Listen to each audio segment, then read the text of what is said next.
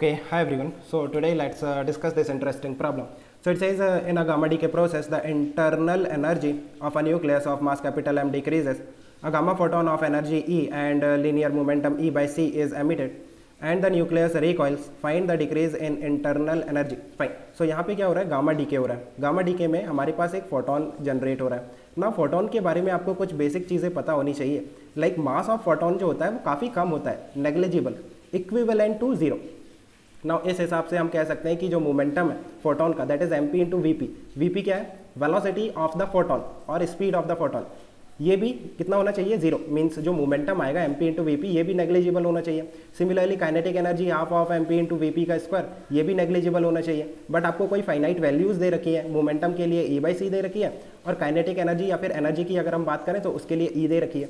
Now ये क्यों दे रखी है, आप देखो मास ऑफ फोटोन नेग्लिजिबल है, बट वेलोसिटी ऑफ फोटोन ना काफ़ी ज़्यादा होता है, almost equal to the speed of light, और उसी के ऑर्डर का होता है आसपास 3 × 10⁸ ये काफ़ी ज़्यादा होता है. सो जब हम इनका प्रोडक्ट लेते हैं ना एम पी का वी पी के साथ, सो एक फाइनाइट वैल्यू निकल के आती है. देखो एम पी काफ़ी कम है, नेग्लिजिबल है, और वी पी बहुत ज़्यादा है. सो इनके मल्टीप्लिकेशन से हमें कोई फाइनाइट वैल्यू मिलेगी.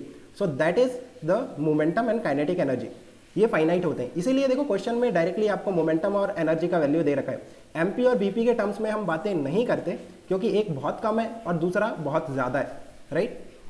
अगर कहीं अप्रॉक्सीमेशन लेने की ज़रूरत पड़ी तो आपको क्वेश्चन में क्या करना है, एमपी का वैल्यू नेग्लिजिबल लेना है, ऑलमोस्ट इक्वल टू जीरो, और वीपी का जो वैल्यू लेना है वो almost equal to the speed of light, means उसी के ऑर्डर का लेना है, 3 × 10⁸ के ऑर्डर का, है ना. फाइन. सो अब देखो क्वेश्चन पे चलते हैं. क्वेश्चन कह रहा है कि हमारे पास एक न्यूक्लियस है of mass capital M. Now इसमें से एक गामा डीके होता है. सो एक फोटोन जनरेट होता है जिसका आपको मोमेंटम दे रखा है. लेट्स से जो मोमेंटम है that is in the forward direction, that is E by C. Now जो बचा हुआ न्यूक्लियस है उसका मास कितना होगा, कैपिटल एम ही होगा. Capital M minus M P होगा. M P is the mass of the photon, but हमें अप्रॉक्सीमेशन लेना पड़ेगा कि M P is zero, right, negligible as compared to capital M. So अभी हम क्या लेंगे, mass of the remaining nucleus is again capital M. अब ये पीछे की तरफ रिकॉइल करेगा, let's say with some velocity V R. अब ये रिकॉइल क्यों करेगा, ये इसीलिए रिकॉइल करेगा क्योंकि मोमेंटम कंजर्व होगा. अब मोमेंटम क्यों कंजर्व होगा, बिकॉज कोई नेट एक्सटर्नल फोर्स नहीं है, कोई एक्सटर्नल फोर्स नहीं है आपके न्यूक्लियस पे. फिर डीके क्यों हुआ, डीके हुआ इंटरनल फोर्सेस के कारण, राइट. इंटरनल फोर्सेस के कारण डीके हुआ. So net external force on the system is zero. So we can conserve the momentum, means initial momentum is equal to final momentum. अब initial momentum zero था because initially nucleus rest में था. So final momentum भी zero होगा. इसका मतलब जो photon है उसका जितना मोमेंटम आगे की तरफ है उतना ही मोमेंटम बचे हुए न्यूक्लियस का पीछे की तरफ होगा. मीन्स इस बचे हुए न्यूक्लियस का पीछे की तरफ मोमेंटम कितना है, E by C. Can you find out the value of V R. Of course momentum को इक्वेट कर दो एम इंटू वी आर से, right, mass into speed. So यहाँ से वी आर का वैल्यू आ जाएगा E upon C into capital M. Fine. So हमें क्या निकालना है, कितना डिक्रीज हुआ इंटरनल एनर्जी में. कैसे निकालेंगे, आप देखो फाइनल स्टेट में हमारे पास कुछ एनर्जी आ रही है.